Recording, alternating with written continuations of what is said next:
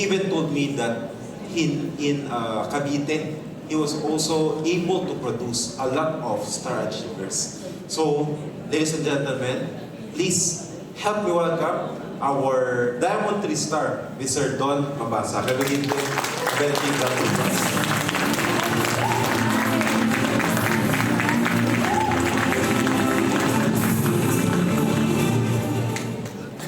Alright. Good evening, Manila! Good evening! Okay pa ba tayo? Alright, so thank you very much, Sir Eric, for the introduction. And also I'd like to thank our Team Supreme Pegasus 7, Faith Ann, for giving me the opportunity to stand here in front of all of you here in Manila. But actually, coming here to Manila about 2 months ago, when our mentor, Team Supreme Pegasus 3, Elizabeth Montero, instructed us to come to Manila, somehow naisip ko, yes, di ba? Remember rule number 1? Yes, upline. So even with halos walang laman ang bulsa, no? Because we had a transition. No? I'm sure every leader here did have the same experience of experiencing the transition. But when Ma'am Beth said, "Don, baba kayo ng Manila," nandun na si Marvin, nandun na si Lloyd. And then I said, "Yes, Ma'am Beth." So, true enough, coming here to Manila, actually, standing here in front of you, I actually envisioned this years ago. And now it has come to fruition and has become a reality. And that deserves a round of applause. Okay, so, right now you've heard about the goodness of the 7th edition. And you have heard how the 6th edition Portier Placenta has helped Josie Tolentino and everyone else who took Portier improve in their health. And by the way, Ate Josie, maraming salamat because kahit saan ako magpunta, kahit doon sa Cavite with my leaders right here, ginagamit ko yung testimony mo. And a lot of people believe in Portier Placenta because of your testimony. Let's give her another big round of applause. So tonight, I am not here to give a testimony about the goodness of Portier. I am here to somehow share my journey as one of the distributors of Freeway. Because just like you, mga first-timers, I was also invited to an event like this in a hotel venue in Cebu City way back July of 2019. So just like you, nakaupo lang ako dyan sa likod, pinakalikod pa talaga. And my mind is playing, is this really true or not? No? Lalo na pag magaling yung magsalita, iniisip ko, baka binayaran yan. No? Yung nag-testimony, baka binayaran yan. But then again, when the tears came out from the eyes of those testimony sharers, sabi ko, hindi naman artista to. Malamang totoo talaga kasi may lab results, may pictures, may proof. And so, yung kasama ko nung time na yon is a medtech from Cebu Doctors University Hospital. Sabi niya, tinanong ko siya, is it really viable? Yung sinasabi nilang stem cell in capsule form. Sabi niya, yes, kuya. And so, my journey started when I purchased Portier Placenta for my mother in August 14 of 2019. And true enough, it has helped my mom address her diabetes that in the longest time, more than 15 years nagme-maintenance siya, normal na yung blood sugar niya. And not only that, kahit yung eyeglass niya, hindi na niya kailangan. Kasi pag nag-eyeglass siya, malabo na. So, you can really see regeneration in the bodies of people taking Courtier. So, na-excite ako, attend ulit kami ng product presentation for 2 more times. Until such time, na doon pa sinabi sa amin na actually, it comes also with an opportunity. Kaya pala, ang OPP, Opportunity and Product Presentation. So sabi ko, sige, ano ba yan? So, in-explain sa amin. At sa totoo lang, wala talaga akong naintindihan. Because I have never been involved with any direct selling company or network marketing company. In fact, I am one of the very skeptic in that industry. Dahil ang lagi ko lang naririnig, yung mga negative na balita about it. Especially na marami tayong nababalitaan ng mga Filipino local companies lang na bigla-bigla na lang nawawala. But as mentioned by our product presenter, si Sir Thomas Lucido, that Riway is a Singaporean company with 15 years in existence with only one product in the health industry. So that alone gave me the confidence, this product must be really good. Kasi kung hindi pa, wala nang bibili ng Courtier, wala na, bankrupt na dapat yung company, matagal na, lalo pag nagka-pandemic. And so, when I encourage myself to have a self-study about the business side of Riway, alas 6 ng umaga, I don't usually do it, nag-a-alarm ako to watch on the internet, to watch on YouTube, what is the marketing plan of Riway. So, inaral ko lahat, iba-ibang speaker. Every time na merong events, I attend, immersing myself to the learnings. Kasi sabi nga nila, you need to learn before you can earn. So, yun talaga ang ginawa ko. But, because of Ma'am Beth always asking where I am because she wants to sit down with me and to personally mentor me, anong ginawa ko? Sabi ko, that time nasa Cebu na kami nakatira, sabi ko sa wife ko, uwi ako ng Pagadian, ikaw na bahala sa restaurant. Kasi iniisip ko lahat ng kilala ko nandun sa Pagadian because I was a former bank executive. Before I started my Riway career, I was 10 years in the banking industry. Started from the ground, from being a CSR teller up to a branch operations officer.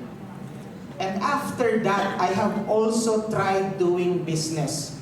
We used to have a restaurant in Cebu in front of University of San Carlos, Talamban campus. But unfortunately, when the pandemic struck, nagsara kami at hindi na muling nagbukas.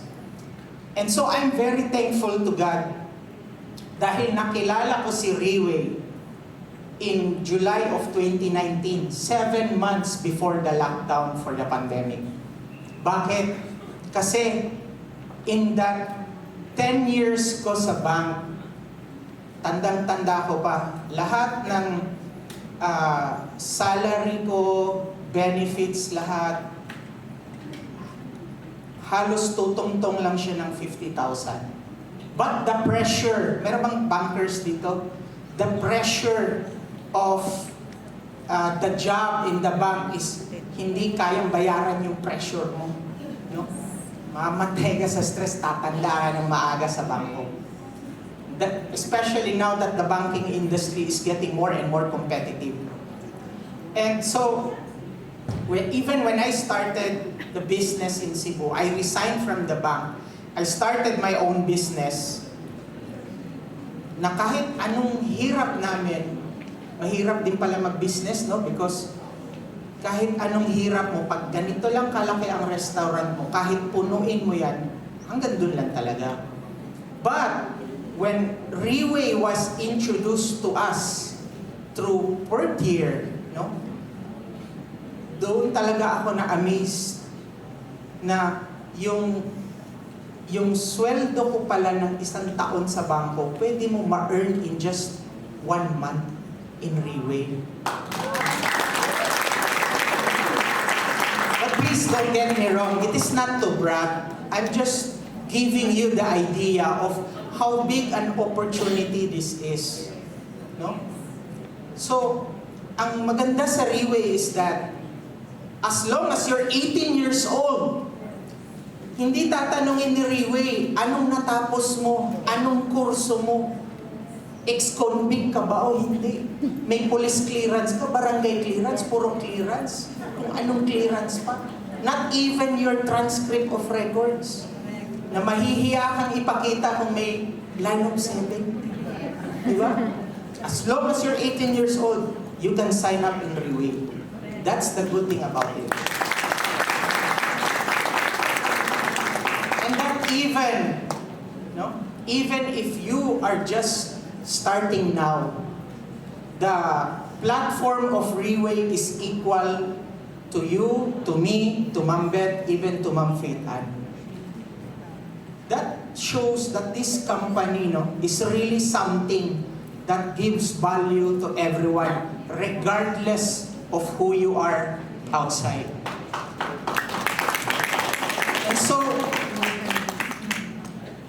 when Ma'am Beth again told me to come to Manila, we said yes, despite the difficulties and challenges of the previous months. In fact, kinausap ko pa yung pinsan namin, baka pwede i-swipe muna natin. Kasi sabi ni Ma'am Beth, sabi niya kay Jingjing, yung pamangkin niya, ay, ano to si Jingjing, gusto Lenovo lang na laptop, Kaya, tinulungan ko maka-MacBook Pro. Tapos bigla siyang tumingin sa akin, sabi ni Ma'am Beth, ikaw Don, anong laptop mo? Sabi ko, Lenovo. Talaga, hiyan-hiya ako nun. And so, I asked our cousin sa Cebu, baka pwede swipe muna natin, bibili ako ng MacBook. Kasi, pupunta kami ng Manila. So, pagpunta namin dito sa Manila, talagang parang, alam mo yun, yung dati na taga-probinsya pupunta ng Manila, anong term yun? Sapalaran. Makikipagsapalaran talaga yun. But, I thank God and I thank Ma'am Beth na this time I listened to her. Hindi ako lumayo, thinking na, kasi dati ang mali ko, akala ko, alam ko, taga-bangko ako eh. Alam ko na yan. I will figure this out, pero in more than a year doing business, yes, I was earning, but sadly, na-drain ako dahil sobrang pagod. And I have only earned not the desired amount that I want. And so when Ma'am Beth, buti na lang si Ma'am Beth hindi nag-give up sa akin. One time nagkita kami sa Cebu. And there she started to mentor me and I listened to her.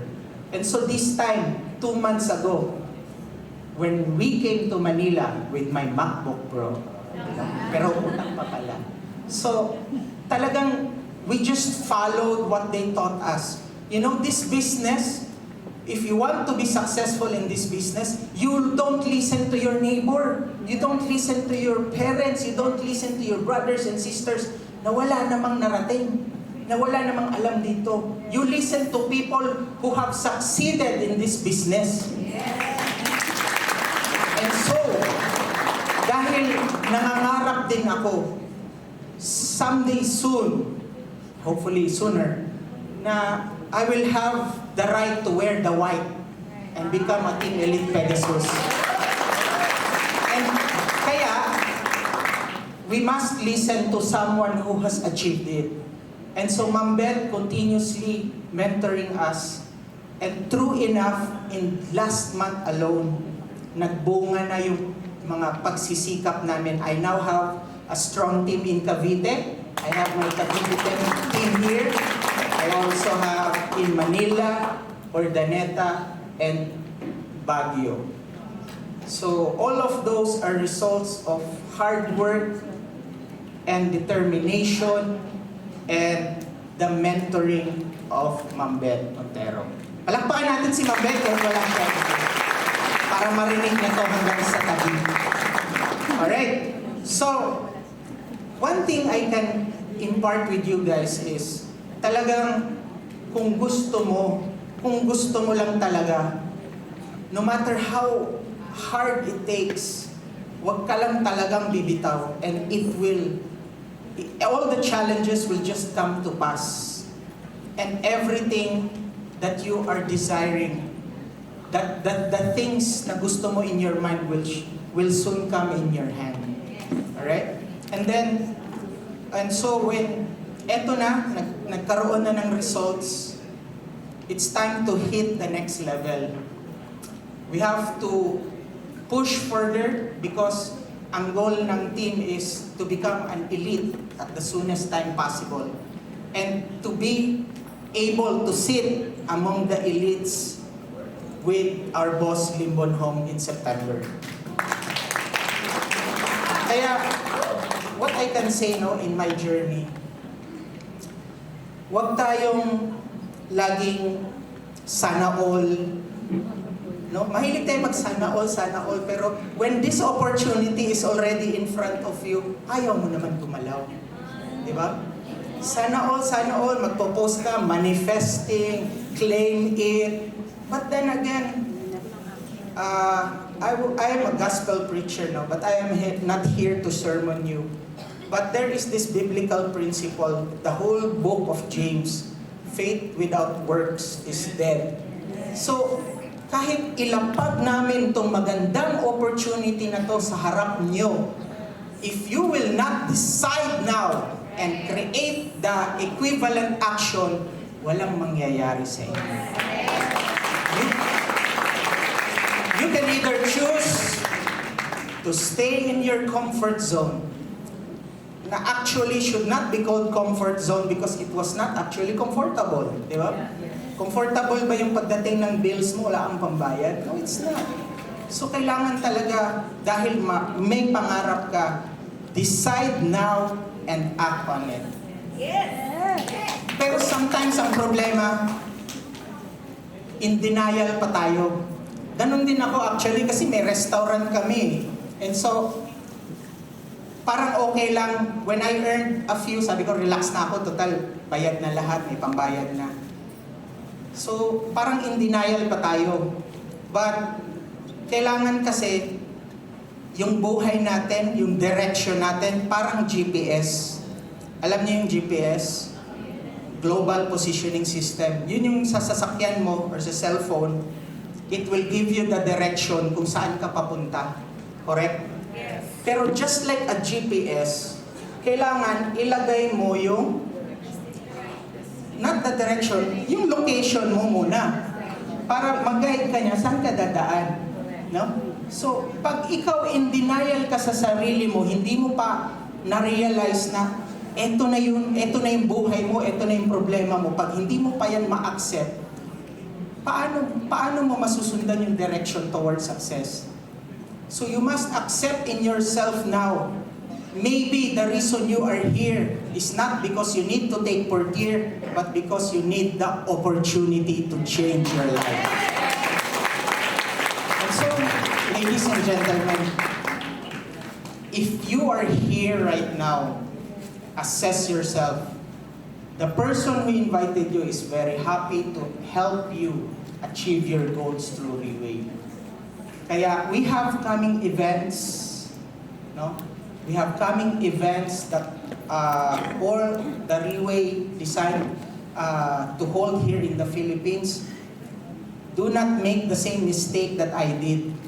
Attend every event because there you will learn everything that you need to know to line up the path towards success. My sharing ends here. I hope I was able to help you, inspire you this evening. Thank you very much and good evening.